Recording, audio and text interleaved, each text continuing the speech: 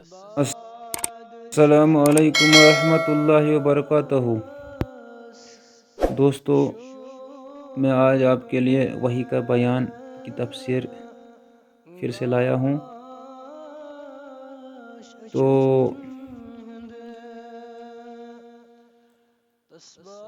حارث بن ہشام رضی اللہ عنہ نے حضرت صلی اللہ علیہ وسلم سے پوچھا اور کہا، یا رسول اللہ صلی اللہ علیہ وسلم، بتلائے آپ پر وحی کیسے آتی ہے؟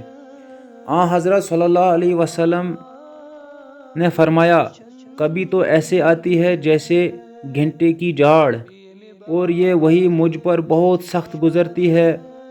پھر جب فرشتے کا کہا مجھ کو یاد ہو جاتا ہے تو یہ موقوف ہو جاتی ہے، اور کبھی فرشتہ مرد کی صورت میں میرے پاس آتا ہے، مجھ سے بات کرتا ہے، میں اس کا کہا یاد کر لیتا ہوں۔ حضرت عائشہ رضی اللہ تعالیٰ عنہ نے کہا، میں نے حضرت صلی اللہ علیہ وسلم کو دیکھا، کڑکڑاتے جھاڑے کے دن آپ صلی اللہ علیہ وسلم پر وحی اترتی، پھر موقوف ہو جاتی اور آپ صلی اللہ علیہ وسلم کی پیشانی سے پسینہ پھوٹ نکلتا۔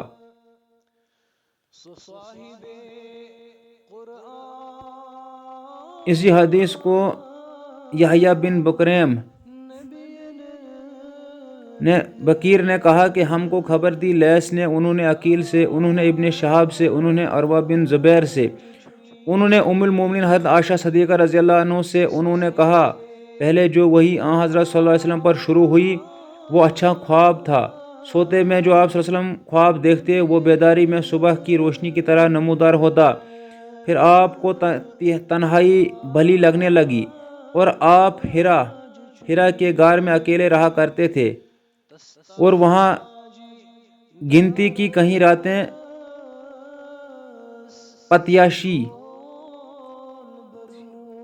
تپسیا یعنی عبادت کرتے، جب تک گھر میں آنے کا شوق پیدا ہوتا اور اس کام کے لیے توشہ ساتھ لے جاتے۔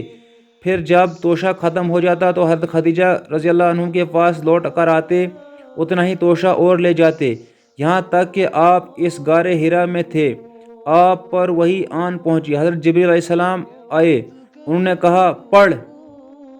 آپ نے فرمایا، میں نے کہا، میں پڑھا لکھا آدمی نہیں۔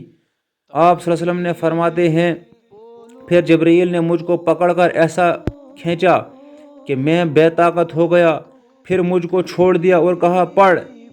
میں نے کہا، میں پڑھا لکھا آدمی نہیں، کیوں کر پڑھوں؟ انہوں نے مجھ کو پھر پکڑا، دوسری بار دبایا، اتنا کہ میری طاقت نے جواب دے دیا، پھر مجھ کو چھوڑ دیا اور کہا، پڑھ۔ میں نے کہا، کیسے پڑھوں؟ میں پڑھا لکھا نہیں ہوں۔ انہوں نے پھر مجھ کو پکڑا اور تیسری مرتبہ دبوچا، پھر مجھ کو چھوڑ دیا اور کہنے لگے، اس پروردگار کا نام سے پڑھ جس نے سب چیزیں بنائی، آدمی کو خون کی پھٹکی سے بنایا، پڑھ، اور تیرا پروردگار بڑے کرم والا ہے۔ پس یہی آیتیں حضرت جبریل علیہ السلام سن کر آپ پہاڑ سے لوٹے، آپ کا دل ڈر کے مارے کانپ رہا تھا۔ حضرت خدیجہ رضی اللہ عنہ اپنی بیوی کے پاس حضرت خدیجہ جو خولید کی بیٹی تھی گئے اور فرمانے لگے، مجھ کو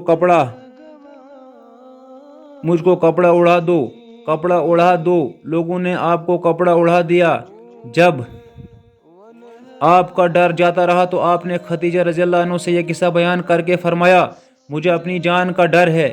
خدیجہ نے کہا، ہرگز نہیں، قسم خدا کی، اللہ تم کو کبھی رسوا نہیں کرے گا۔ تم تو ناتا جوڑتے ہو اور ناتواں کا بوجھ اپنے اوپر لیتے ہو، اور جو چیز لوگوں کے پاس نہیں وہ ان کو کما دیتے ہو، اور مہمان کی مہمانی کرتے ہو، اور حادثوں میں حق کی مدد کرتے ہو۔ پھر خدیجہ رضی اللہ عنہ آپ کے ساتھ لے کر چلی، یہاں تک کہ ورقہ بن نوفل بن اسد بن عبد العزیٰ کے پاس، جو خدیجہ کے چاچا زاد بھائی تھے، لائی، اور ایک شخص تھے جو بت پرستی چھوڑ کر جاہلیت کے زمانے میں عیسائی بن گئے تھے اور عبرانی زبان جانتے تھے، تو انجیل شریف سے جو اللہ ان سے لکھوانا چاہتا وہ عبرانی زبان میں لکھا کرتے، اور بوڑھے ضعیف ہو کر اندھے ہو گئے تھے۔ خدیجہ رضی اللہ عنہ نے ان سے کہا میرے چاچا زاد بھائی ذرا اپنے بھتیجے حضرت محمد مصطفیٰ صلی اللہ علیہ وسلم کی بات تو سنو۔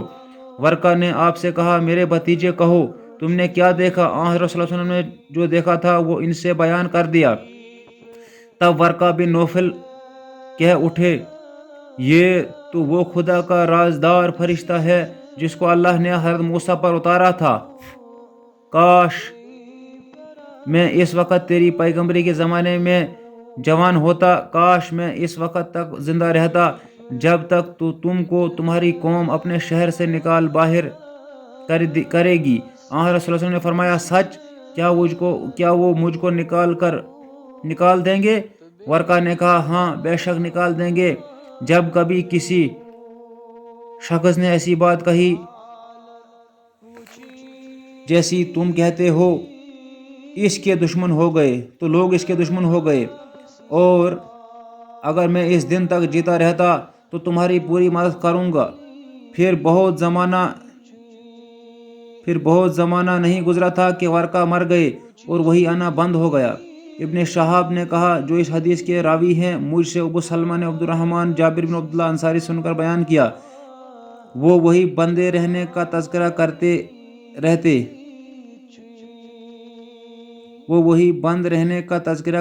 تھے۔ انہوں نے حضرت صلی اللہ علیہ وسلم سے نقل کیا، آپ نے فرمایا میں ایک بار